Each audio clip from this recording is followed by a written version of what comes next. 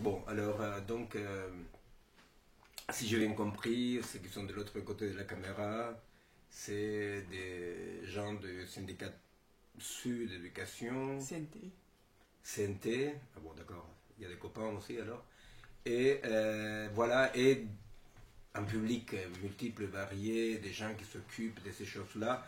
Par exemple, si j'ai bien compris, bien bouffer et bien boire. Ça, les Français, ça alors là, on va les entuber, on va les détruire. Ah, il y a un château aussi, on va les détruire, on va les entuber, mais il faut bien bouffer et bien boire. Bon. Alors, en réalité, la première chose qu'on voit quand on voit comme ça l'époque actuelle, c'est que dans une époque dans laquelle on fait l'apologie de la jeunesse et les jeunes, c'est que c'est une époque dans laquelle on est en train de détruire les jeunes, dans laquelle c'est absolument interdit d'être jeune, parce qu'il faut apprendre des trucs utiles, il faut oublier ce qu'on aime, il faut se disloquer pour développer ses parties utiles, etc. Bon, bref. La vérité, c'est qu'on est dans une époque très très mauvaise pour les jeunes. C'est une époque, les gens de ma génération, avec les disparus, les morts, la tôle, je sais pas quoi, c'était une époque magnifique pour être jeune. Aujourd'hui, c'est vraiment très dur pour les jeunes. Très très dur parce que on ne permet pas aux jeunes d'être jeunes. Quoi. On ne permet pas aux jeunes de suivre leur chemin, d'explorer, de prendre des risques. Et une société qui ne permet pas aux jeunes de prendre des risques est une société qui met les jeunes en danger. Bon, ça c'est blabla. Parce qu'effectivement, et alors qu'est-ce qu'on fait en tant qu'enseignant? Eh bien, en tant qu'enseignant, le problème c'est que, effectivement, on est très inquiet par la perte des acquis, on est très inquiet par des choses comme ça qui sont tout à fait légitimes.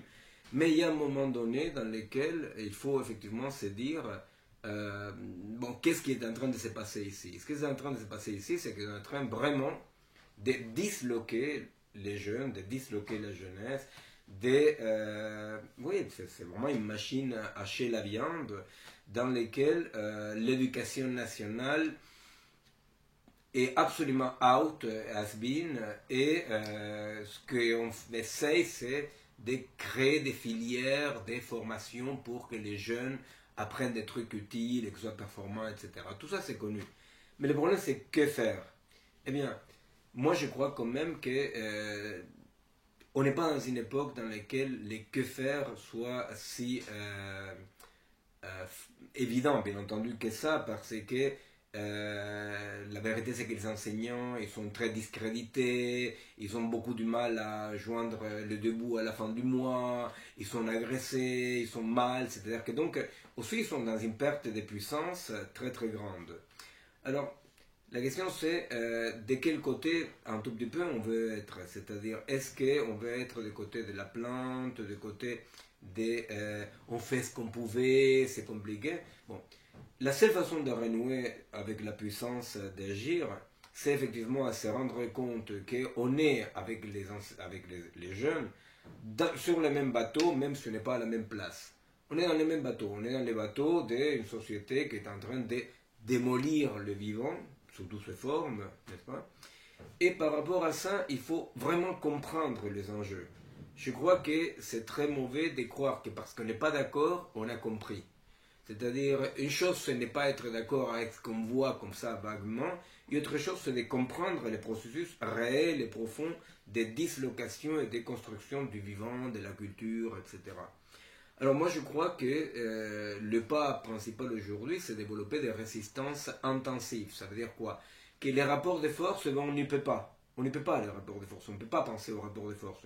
On peut penser ponctuellement aux rapports de force par rapport à défendre un acquis, par rapport à certains trucs un peu spectaculaires qui se passent, mais on n'est pas dans une époque dans laquelle on puisse se permettre le luxe de penser à un rapport de force.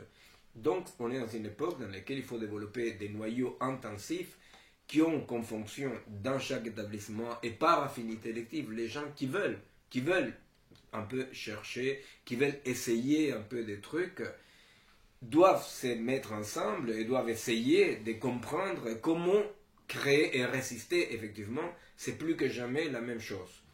Alors, moi je pense que les grands défis pour voilà, les copains du Sud, les copains qui s'intéressent à la résistance, qui essayent quand même aujourd'hui d'éviter cette destruction comme ça des jeunes, cette machine à hacher la viande, c'est effectivement de se donner le boulot, d'assumer d'abord qu'on n'en sait pas, que l'époque elle est très complexe, que l'hybridation technique, biologique, et culturelle, qu'effectivement il y a une rupture générationnelle énorme entre ceux qui sont au-dessous des 15 ans, qui sont absolument hybridés par rapport à un mode d'être de l'être humain tout à fait différent de ce qu'on a connu, n'est-ce pas?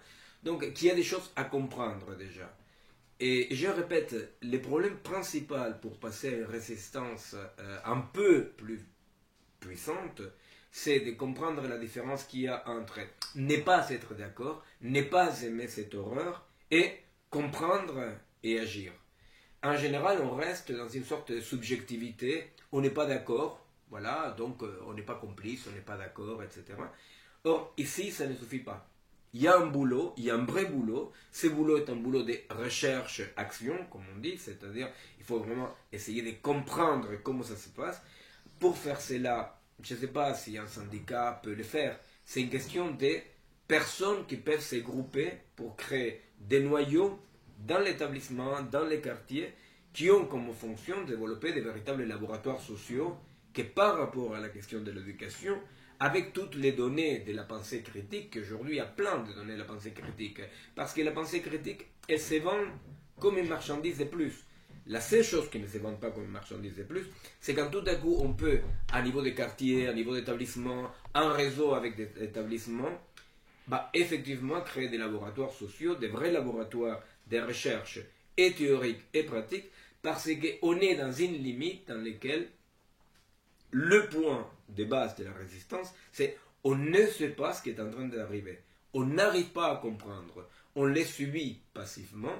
Et donc, moi, je pense que ce défi est un défi très dur pour les militants. Parce que, comme je disais tout à l'heure, un militant en général est quelqu'un qui, comme s'oppose, comme vraiment il est dégoûté de devenir des choses dans le monde, il ne va pas jusqu'à faire l'effort du travail de compréhension de ces ressorts-là. Alors, pour moi, le défi est celui-là. Pour moi, le défi aujourd'hui, c'est la création de véritables noyaux chauds, engagés, dans lesquels les gens ils ne sont pas avec l'agenda en train de voir mercredi soir, j'ai poker, mardi soir, j'ai dentiste.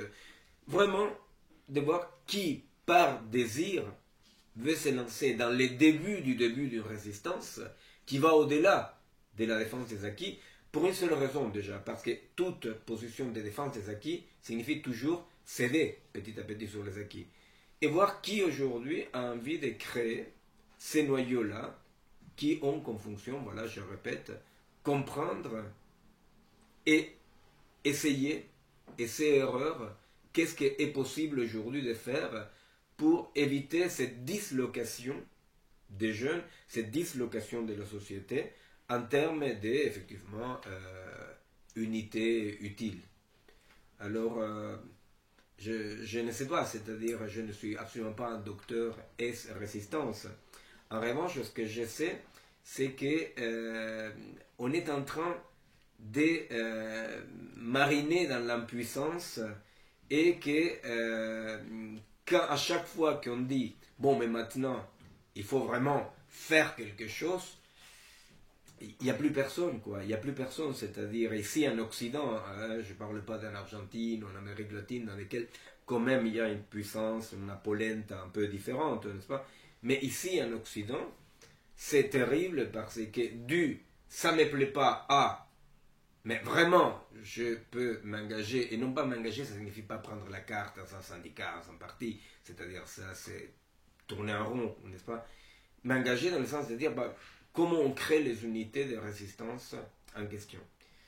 Et pour cela, ici en Occident, les gens, ils ont beaucoup du mal. Ils ont beaucoup du mal parce qu'en Occident, les gens, ils ont beaucoup du mal à voir que la vie est pour de vrai, quoi. Hein? C'est-à-dire, on est tellement pris dans les feedbacks de l'immédiat, dans la petite dépression, dans les petits problèmes, etc., voilà, il y a quelque chose dans lequel l'immédiat, le petit truc de survie, un hédonisme comme ça, très puissant, dans lequel on dit finalement chacun son plaisir, chacun son... Enfin, il y a plein de petits pièges comme ça à puissance, dans lesquels en Occident, la vérité c'est que, pour le dire de façon un peu bizarre, la vie passe très loin des gens, mais très très loin des gens. Voilà, sinon bon appétit. Hein.